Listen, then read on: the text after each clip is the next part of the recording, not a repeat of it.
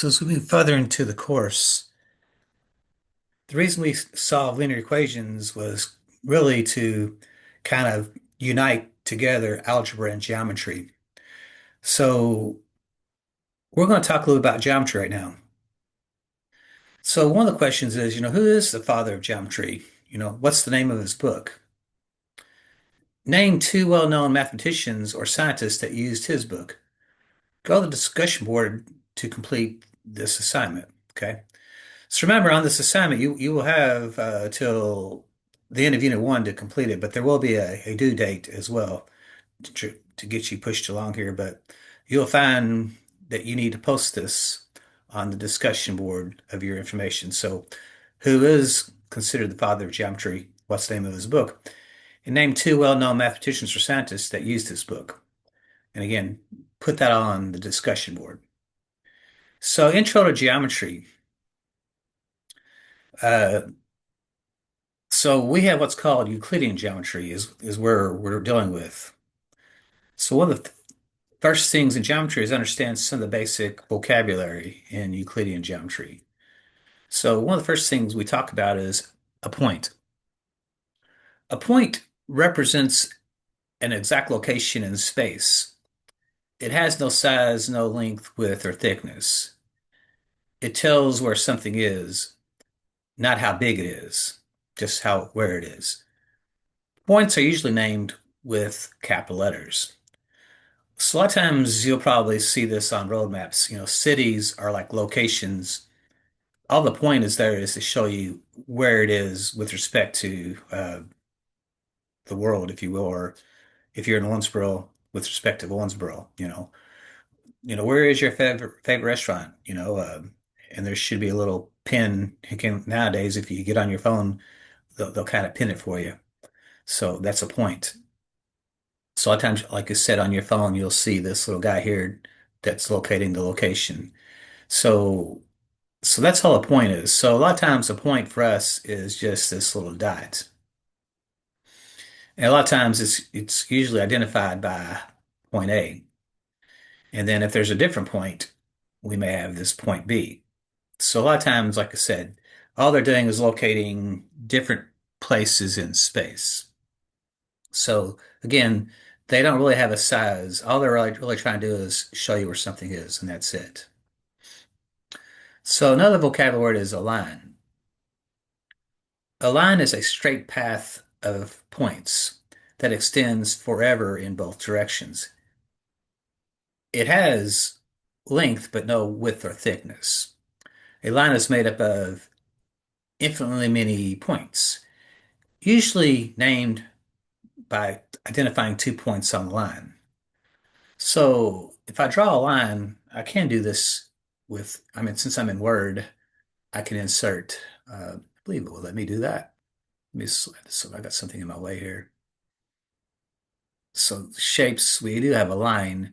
So I could draw a line, and again, I can do it in any direction. So if I want to do that, I can draw a line there. So there's my line.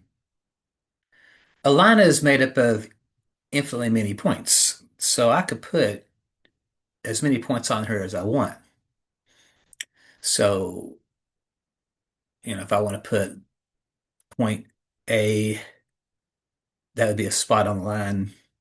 Point C, point B, you know. So I can just put random points on the line, but I've only identified 3 points on the line, but the line itself has infinitely many points on the line. Usually, all we need are 2 points to identify a line. So since the line passes through A and C, I could describe the line as line AC. So I put AC in a little arrow over it. That would be my notation. Also, the line passes through AB. So another name you could have gave it would be line AB. That would be another choice. Or you could have said, well, it also passes through line CB, or you could say BC if you like to keep it in alphabetical order. So BC, CB are the same though. So that would not be a different name there, but you could simply just call it line AC, line AB, or line BC. So those would be some different names for that line. Sometimes lines are identified with lowercase letters. So you could have said, hey, this is line L. So instead of using 2 points, we can use a lowercase letter and say, hey, that's line L. So another thing we have is a plane. Notice how they kind of use a compass here. So a compass, notice how now we're traveling out in the world. So if I'm walking around on the ground, that's kind of considered a flat surface. Even though our world is round, we would consider that a flat surface. So a plane extends forever in all directions in reality. Okay. So it does not have actually any boundaries actually in that sense. So a lot of times we'll put boundaries on it, but in reality, a plane actually is a surface that has no boundaries.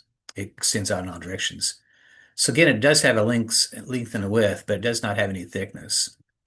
So a plane contains infinitely many points and lines. So you can draw points and lines on a plane.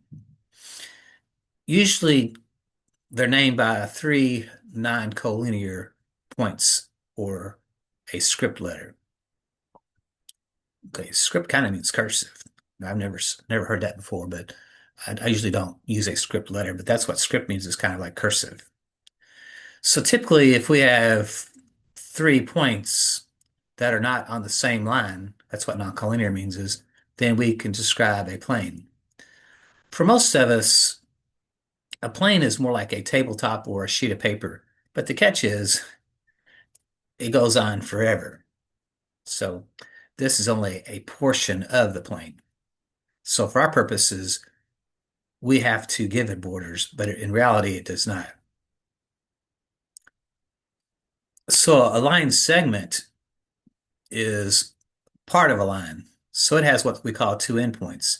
It has a beginning and an end. So a line segment actually has a fixed length, so it can be measurable. It can be measured. It's measurable. A line cannot be measured because it goes on forever, but a line segment can be measured. So it is measurable. So it does not extend forever. So if I gave you a point A and a point B, if I join those 2 points together, notice how A is an endpoint, B is an endpoint. So this is now what's called a line segment. So this is the notation we usually use for a line segment. A lot of times we use rulers to create uh, line segments because a ruler, like I said, we're measuring from a point to a point. So, so that a lot of times a ruler is a really good example because you're measuring from a point to a point with a ruler. So another vocabulary word you'll come across is the word ray. A ray is part of a line that starts at one point, but it goes forever in one direction.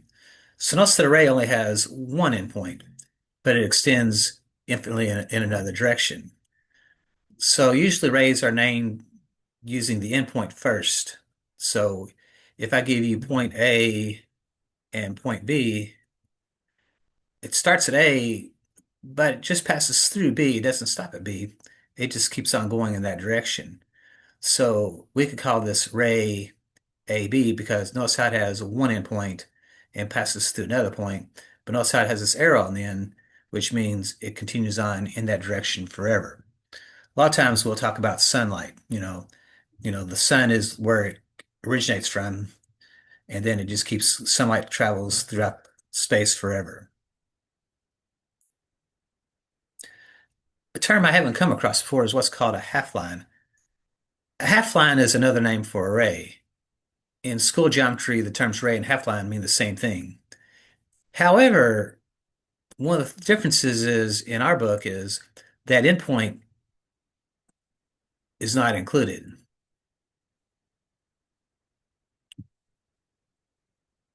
So that endpoint is actually not included in our description. So as it is, it's kind of like half of a line.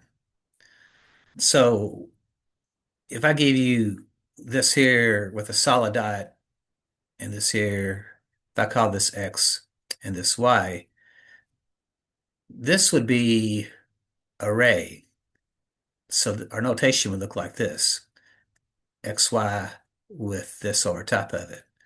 Now, if the endpoint is not included and I draw it, so if I have this point X, but it's not included in this point Y, it is on the line, on the array. So anything like this, we would describe this actually as a half line. So half line looks a whole lot like array, except the endpoint is not included. So when we see the notation, you'll see like an open circle here with a little kind of array looking thing, but in this case, the endpoint is not included. So that's another vocabulary you may come across. So again, this is some of our kind of review of what we just did. So notice how line AB or line BA, they're basically the same line. Okay. So a line can be defined by 2 points, but the order of those points does not matter. Now, half line, notice how it does have to start with A and pass through B. So remember, the endpoint is first. But notice that in a half line, we do not include the endpoint.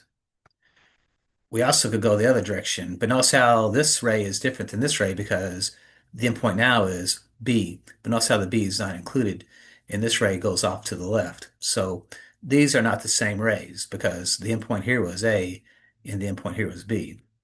So ray AB, notice how the endpoint is included and goes off to the right. Ray BA starts at B and goes off to the left. So notice that these two rays are not the same.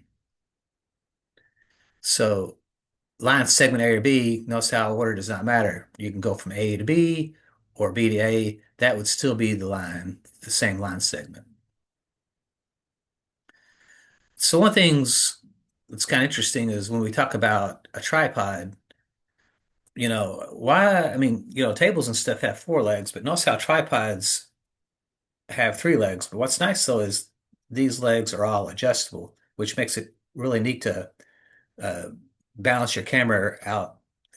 Looks like they're almost like the Grand Canyon or somewhere. I don't know how sure that is, but so notice how this tripod is on a surface, and notice how we have 3 points. Those 3 points, if I have a this tripod legs over here B, and this tripod legs over here C, notice that we could call this plane ABC, since these 3 points are not all contained on the exact same line. Okay, so we'll stop there. One.